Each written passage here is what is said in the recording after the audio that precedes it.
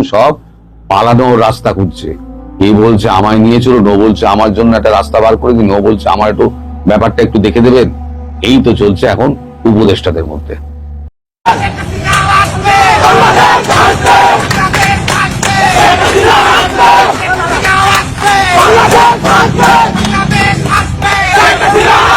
আমরা কেন্দ্রে নাও যাইতাম পারি, একটা আলগা নৌকা বানাইয়া ওইটার উপরে নৌকা ছিল মারবো খালি গেল। শেখ হাসিনার আমলে ভালো ছিলাম, যাতে ভাই দে আরো খারাপ হয়েছে পরিস্থিতি। কথা বলছেন আগে মোটামুটি ভাই খাইয়া পরে ভালো ছিলাম। প্রধানমন্ত্রী শেখ হাসিনা আমলে 1000-1200 টাকা কাকা আমরা প্রতিদিন রুজি করতে পারি। এই যে কাকা তুই বিশ্বাস করবে না, আমার পকেটে তো সকাল 7টা বাজাইছে, এই যে 1 2 এই যে 300 টাকা অন বাজে বেলা প্রায় 2টা। প্রিয় দর্শক, নতুন একটি নিউজে আপনাদেরকে স্বাগতম। দর্শক, আজকে আপনাদের মাঝে হাজির হয়েছি এমন একটি গুরুত্বপূর্ণ ভিডিও নিয়ে, যে ভিডিওটি দেখলে রীতিমতো অবাক হবেন। চাঞ্চল্যকর অবস্থা সৃষ্টি হয়েছে, নেট দুনিয়ায় তোলপাড়, সামাজিক যোগাযোগ মাধ্যমে ভাইরাল। আসুন কথা না বাড়িয়ে দেখে আসি সম্পূর্ণ ভিডিওটি। 1 সেকেন্ডও না টেনে পুরো ভিডিওটি দেখবেন। চ্যানেলে নতুন হলে সাবস্ক্রাইব করে রাখবেন পরবর্তী আপডেট পাওয়ার জন্য। ভিডিওতে একটি লাইক করে দেখতে থাকুন সম্পূর্ণ ভিডিওটি।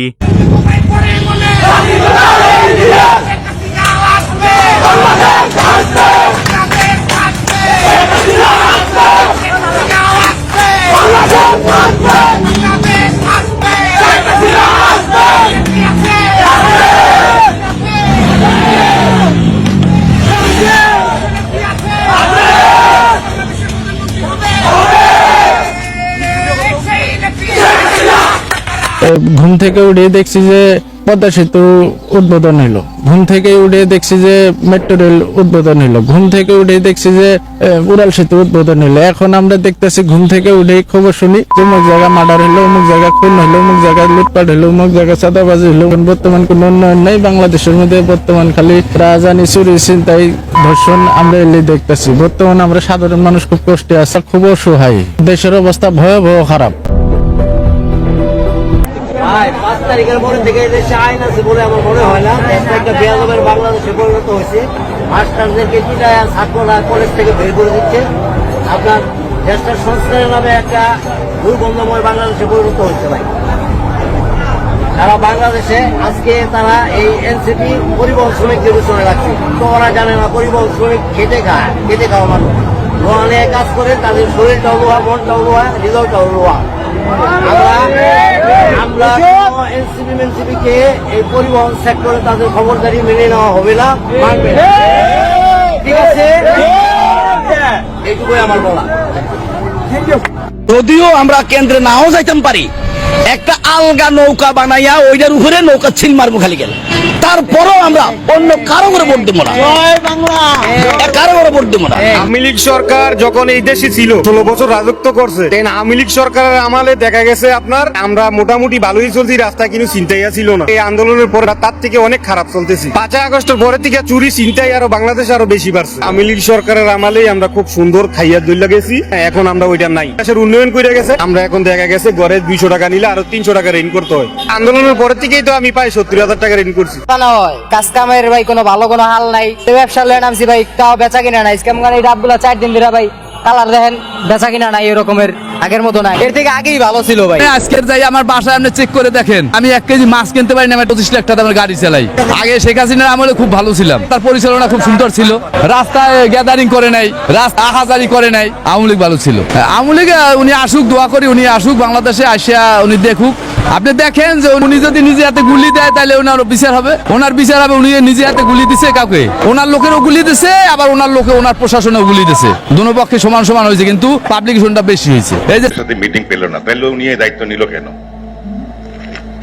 ওনার স্পোকসপারসন শফিকুল আলম উম্মাদের মতো কথাবার্তা বলে, কোন তথ্য তার কাছে নাই। তার একটা পেজ আছে, উল্টাপাল্টা কথা বলে মানুষকে বিব্রত করে। আমরা সবাই প্রতিনিয়ত মরে যাচ্ছি, ফ্যাক্টরি বন্ধ হচ্ছে, মানুষ চাকরিচ্যুত হচ্ছে, আর আপনি চোখ বন্ধ করে বসে আছেন। এখন এমন একটা জায়গায় গেছি, প্রথমে আমাদের ফ্যাক্টরি পুড়ে, আমাদের কপাল তো আগেই পুড়ে গেছে, তারপর ফ্যাক্টরি পুড়ে, বাড়ি পুড়ে, এখন আন্তর্জাতিক এয়ারপোর্ট পড়তেছে। আপনি তখন গুনতেছেন কত টাকা এখানে লস হয়েছে। বহির্বিশ্বে ভাবমূর্তি আমাদের টোটালি শেষ হয়ে গেছে। নতুন অর্ডার তো বললোই শোভন ভাই যে নতুন order is on a decline side, কারণ আমরা দেখতেছি যে দেশের আন্তর্জাতিক এয়ারপোর্ট পড়ে যায় সেখানে আমি অর্ডারটা দিয়ে সেফ নাকি? ওই দেশের অবস্থা নিশ্চয়ই খুব খারাপ। যে কটা লোক বিদেশি ছিল হোটেল টোটেলে সবাই পরের দিনই বেড়ে গেছে। আমি মনে করি আমরা যথেষ্ট দেখে ফেলাইছি। আপনারা ভাই নির্বাচন দিয়ে আমাদেরকে অবমুক্তি দেন, আমরা একটু ভালোভাবে ব্যবসা বাণিজ্য করতে চাই। ফ্যাক্টরির সাথে সাথে এখন ব্যাংকও বন্ধ করতেছেন আপনারা, ব্যাংকও বন্ধ হচ্ছে, ফ্যাক্টরি বন্ধ হচ্ছে, তো ইকোনমি কই যায়? এখন সব পালানো রাস্তা খুঁজছে। এই বলছে আমায় নিয়ে চলো, নো বলছে আমার জন্য একটা রাস্তা বার করে দিন, নো বলছে আমার একটু ব্যাপারটা একটু দেখে দেবেন। এই তো চলছে এখন উপদেষ্টাদের মধ্যে। এখন 3 জন উপদেষ্টার কিন্তু এখনো জ্বর সারেনি, আর বাকি 5 জন যারা প্রেসে রয়েছেন তাদেরও পেট খারাপ এবং জ্বর। ডক্টর ইউনূসেরও জ্বর বহাল আছে। সেটা আমি বলেছি, সেটা ভয় হতে পারে, অথবা ঠান্ডা গরমেও লাগতে পারে, জ্বর হতে পারে। আজকে সকালে আবার একটা বৈঠক ছিল, ব্রিফিং করার কথা ছিল, সেটা হচ্ছে আমাদের ডক্টর ইউনূসের। তিনি ব্রিফিং করেননি। ব্রিফিং করতে গিয়ে ব্রিফিং করতে এসেছিলেন আমাদের প্রফেসর সাহেব আসিফ নজরুল। শুকনো কেটো কেটো মুখে এক পাতা লেখা একটা বক্তৃতা, তার মধ্যে ঐক্যমত্য কমিশন সম্পর্কে উনি বলেছেন যে 7 দিন সময় দিলাম, এবার নেতারা বিভিন্ন দল তার নিজেদের মধ্যে ঐক্য করুক, ঐক্য করে আমাদের জানাক, না হলে পরে আমরা আমাদের মতো কাজ করব। উনি করে প্রশ্নের উত্তর দেননি।